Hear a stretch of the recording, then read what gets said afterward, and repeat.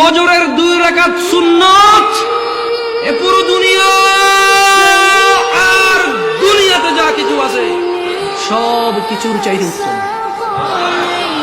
তাহলে যে 2 রাকাত সুন্নত পৃথিবীর চাইতে উত্তম, ওই 2 রাকাতের সুন্নতের পরে যে 2 রাকাত ফরজ রয়েছে, এই ফরজের আল্লাহু আকবার কি দিয়ে মিটাবা?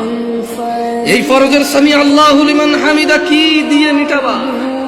কত টাকার মালিক হয়েছে তুমি নামাজের কাফারা দিবা? যেখানে সুন্নত 2 রাকাতের মূল্য পুরো পৃথিবীর সমস্ত সম্পদ বিক্রি করে যদি একটা স্বর্ণ কিনা হয়, ওই স্বর্ণকে যদি এক পাল্লা রাখা হয়, আর ফজরের 2 রাকাত সুন্নতকে যদি এক পাল্লা রাখা হয়, ফজরের 2 রাকাত সুন্নত ভারী।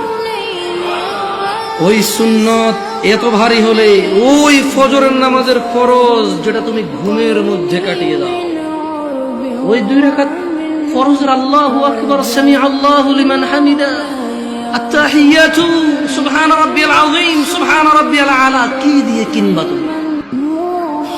কি কয় টাকার মালিক হয়েছে যে 2 রাকাত সুন্নতই পুরো পৃথিবীর চাইতে উত্তম?